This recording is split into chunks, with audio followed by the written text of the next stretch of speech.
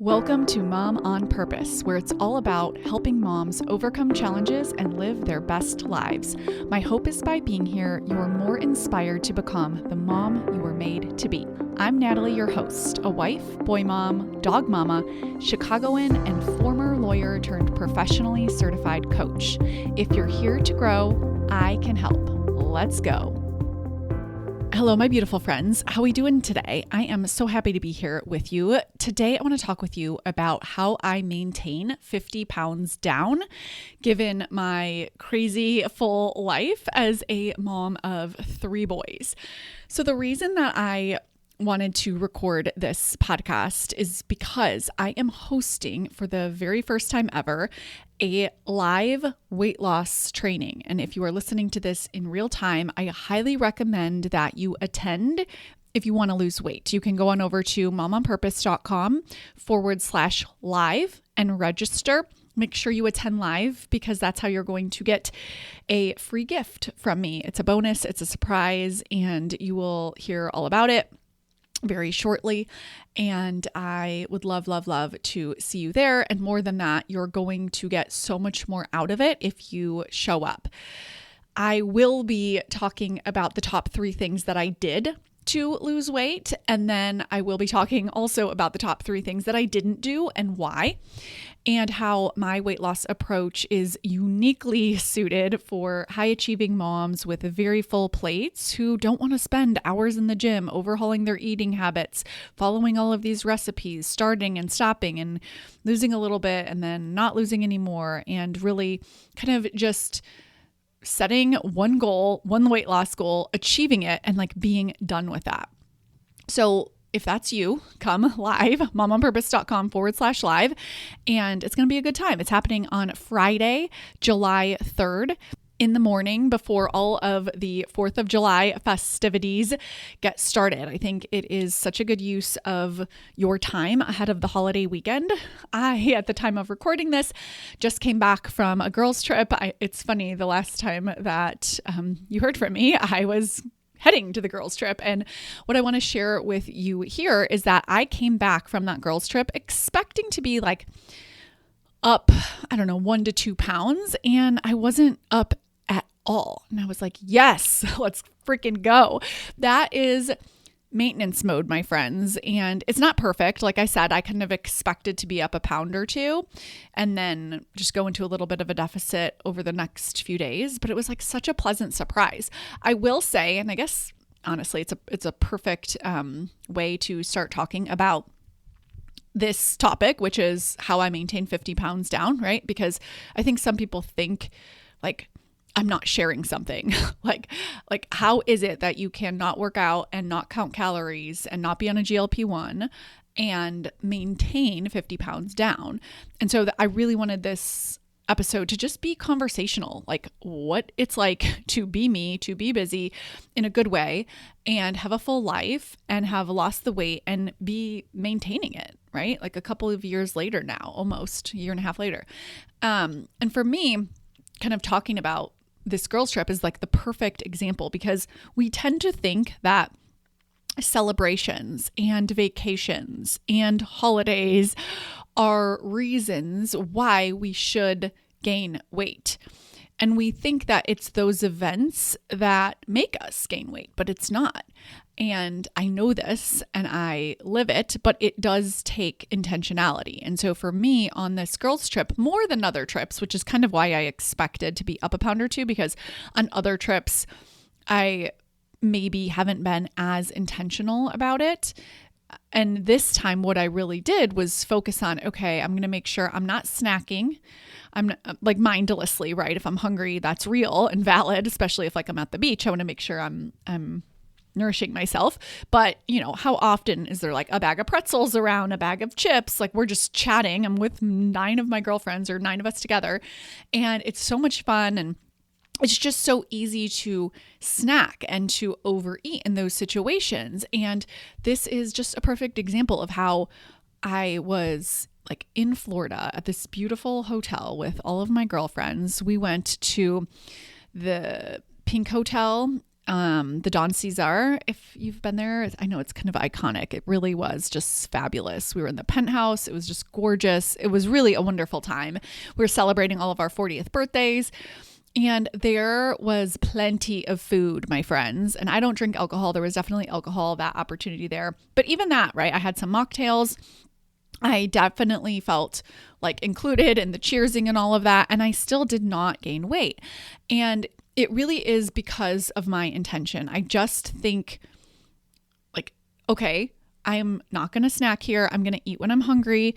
And I'm just going to be a little bit more mindful than sometimes I typically am on vacations, solely for the purpose of saving my future self from needing to go into a calorie deficit to lose weight. Now, typically, I think we do the opposite and we use vacations as an opportunity to, YOLO, eat whatever you want, drink whatever you want, like overindulge. And I think that's where we have to like examine our lives. Like, why are you going on a vacation? Why are you so excited for the celebration? Why are you so excited for fill in the blank, right? I was just coaching a client on this and she said,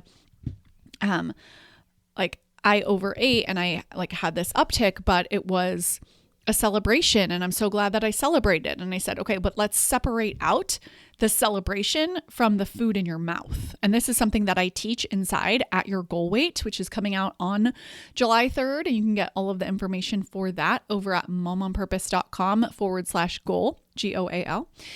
And I have like a section, it's a specific training in this course about how you have to separate out connection and celebrating from food. Because the food that you put in your mouth has nothing to do with celebrating. I know it's so crazy, my friends. Okay. We think, oh my gosh, I'm celebrating, I'm connecting. Like the food is a part of that. We think that the food is the connection, but it's not. Connection is something that you feel based on what you're thinking. And actually, it has nothing to do with food. Now, what I'm not saying is just sit there and don't eat anything and act like a weirdo. And that's not what I'm saying. What I'm saying is the amount of food that you put in your mouth when you are celebrating, when you are on holiday, when you are on vacation, when you are doing whatever, right, is irrelevant. So like, for example, perfect example, I found myself eating when I was hungry, not snacking that much, and just being a little bit intentional about it. And I felt very connected and I had a wonderful time and I felt very included. And like the food had nothing to do with it, is what I'm saying. And so the way that I teach maintenance is its own skill. And I actually think this is where we kind of get into trouble with weight loss, when we think we know how to lose weight, but we're not yet at our goal weight. And I hear this from clients. It's like, I know what to do, I'm just not doing it. Or I've done it in the past, but for whatever happened in my life, life's happening, I'm not at my goal weight right now. And that line of thinking is toxic. It just does not help you lose weight. And for me, I think about it as two phases. And this is like inside At Your Goal Weight. I think about it as like phase 1 of learning how to create the weight loss, and then phase 2, which is learning how to maintain it. There's the creating of the goal, and this is really for any goal, and then there's the having of the goal. So I learned how to create a calorie deficit without counting calories, without exercising, while having like this crazy full life of 3 under 4, working 20 hours a week, all the things. And then once I lost the weight, I needed to learn how to have it, how to maintain that weight, how to be someone who was just at my weight. And that's its own skill. And I think that people in general just talk about the weight loss process, not the identity shift and not the skill set of maintenance. And so for me, like maintenance is still something on my mind, but not in like a heavy, unhelpful way. More so in a way of like, I want to take care of my body. So you probably already do this in other ways. For example, some people count steps. So if you're someone who counts steps or pays attention to steps, you do that because you want to take care of your body and you know all of the benefits of movement and of specifically of walking. That is something you do to take care of your body. So there are things that I do to maintain my goal weight. For example, I get on the scale every single day, even in maintenance.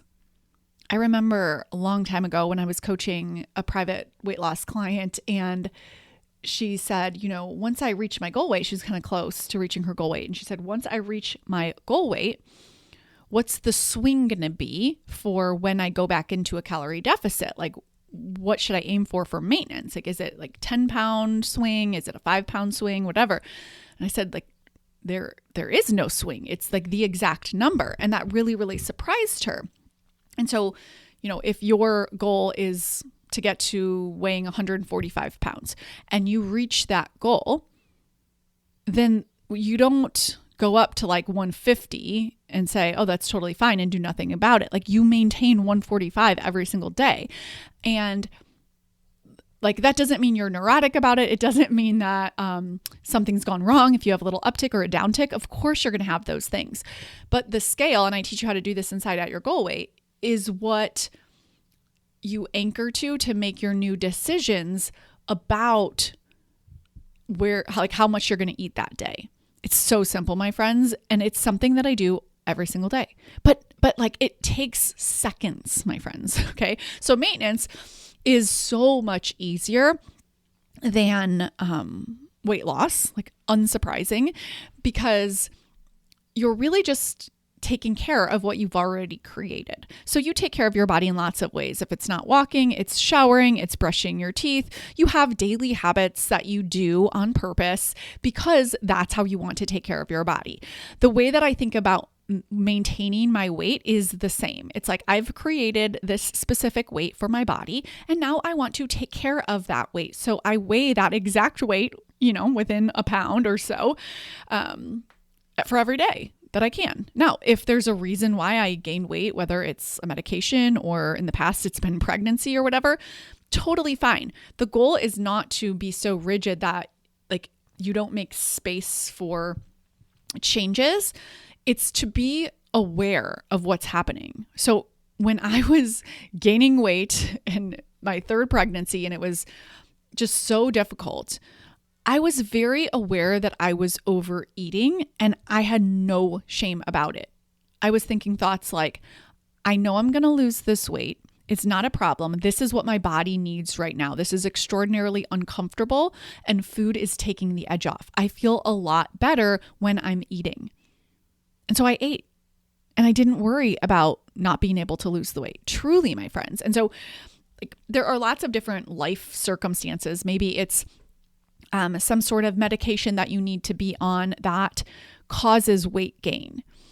And like, that's okay, right? It's like, it's a choice. And I think normalizing, like taking the shame out of our choices is so important, because otherwise, and I've coached women who are pregnant, who are really struggling with the way that they think about their body getting so big and worrying about whether they'll be able to lose the weight. And it's like, it's heartbreaking. And there's such an opportunity to change that with thought work, because it's heartbreaking because your body is literally creating another human. And that is so beautiful and wonderful. And then, it's heartbreaking because you have these thoughts that are coming from the way that we've been conditioned to think about our bodies in a certain way that can really almost ruin that experience, or at least make it so much harder. And so when you learn how to just think about your body differently, approve of your body, and be with yourself in whatever you're going through, it's a beautiful thing. And it also is really, really empowering, because as I was gaining weight during my third pregnancy, and it was the biggest I had ever been, I didn't worry. I really was with myself and present with myself and just allowed myself to gain the weight. And then I lost the weight. And now, over a year and a half later, maintenance, it's easy. And I want to say that because I think sometimes, again, smart, high achiever listening to this, if something feels challenging for you, you probably assume it's very complicated. And so I'm using language like easy on purpose, because sometimes you're just doing more of the wrong thing. And that means you're going to overcomplicate it. And no matter how much you try, it's still not getting you the result that you want. And so it is available to you. And I want you to know that it's available to you to lose weight in a much easier way and in a way that fits into your life, which I think is the most important thing. That's why maintenance for me is easier. It's because how I lost it was already in my crazy, full, amazingly busy life. And so I didn't have to change anything in maintenance. I simply just stopped going into the deficit. So for example, if you learn how to eat different types of foods and you follow all of these recipes and, you are switching up the way that you eat solely to lose weight, and you want to stop eating that way once you're at your weight loss goal, it's really problematic because you're going to gain the weight back. I've seen it time and time again. And that is really why I like my weight loss method of lose more with less, because it teaches you how to simply go into a calorie deficit eating the way you're already eating. And what I always say is like one goal at a time. My membership girlies, you know this, right? Around New Year's, everyone is always wanting to set 5, 10 goals. And I'm like, please, could we just set one goal? The same is true for weight loss. And there's a reason for this. It's because your brain wants to focus on a bunch of different things at once. And then guess what happens? You're still a mom. You're still a wife. You're still a homemaker. You still have your career. You have all of these other things. And so you're adding in 8 different goals. It becomes too overwhelming, and you're never going to choose 8 different goals that you haven't barely made any progress on over the life that you've already built and the life that you already love. And so I say that because, it's not as sexy to just set one goal at a time. Right? It's like, oh, I'm just working on weight loss. Okay. It's much, I think, more fun to talk about like, I'm doing this for my fitness and I'm doing that for my sleep and I'm doing this for my hormones. And at the same time, I'm working with a personal trainer and I'm doing all of this, right? It's like a way we like to get excited about our goals, but your goal's job is not to excite you. Okay. It's to give you something to focus on to create more of what you want in your life. And I think what's like given me a little bit of an edge with the way that I set goals is I'm really focused on one at a time. So with weight loss, I focused on just going into a calorie deficit, given, my very full life and just eating how I normally eat, but eating less of it to go into a calorie deficit. And then there are tools that I teach inside At Your Goal Weight about how to do that in a way where you're losing like 1 to 2 pounds a week, right? On average. Of course, results vary based on you doing the work, but that's kind of how my clients tend to do it. And was my experience. And in maintenance, it's still me taking care of my body in that same way. So anytime I want to change my eating now, it's just because I want to change my eating. So if I want to give up fried food or just become someone who doesn't eat fried food, or if I want to, right, in the past I gave up and still don't drink alcohol. And if I decide to stop eating sugar or whatever, right? Or just eat more protein and macros or however you want to define it with respect to the nutrients and the foods that you eat, do that, but be super clear about the different goals that you're lumping together. And my advice would be to separate them out.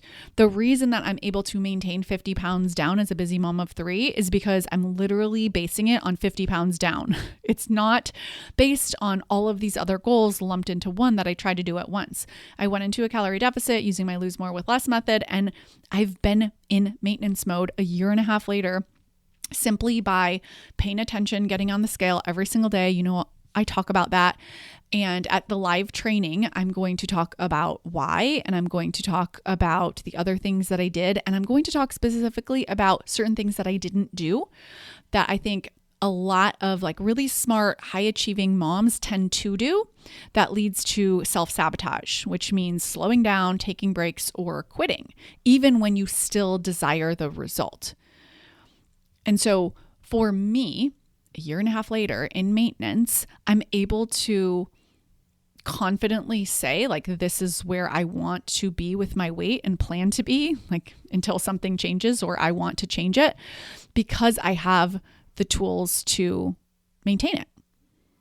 And in my everyday life, it's pretty boring, right? And that's how it should be. It shouldn't be exciting. I'm just like getting on the scale. I am focusing on, my food and being mindful of the time of day that I'm eating, right? I'm not eating a bunch at night.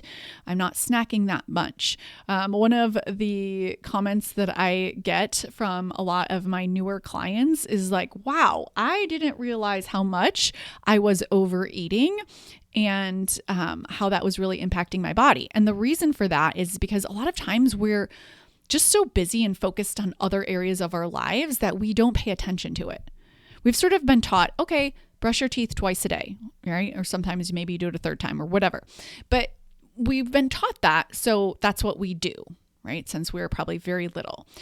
As far as I know, typically we're not taught to get on the scale every day and just pay attention to your weight as information, okay? That doesn't even mean you have to do anything with it. A lot of times we even kind of now have swung to the other side of the spectrum where it's like, okay, any talk about weight might come off as like negative, and especially like for women and girls, right? We don't want to send the message that it's all about your body and how much you weigh.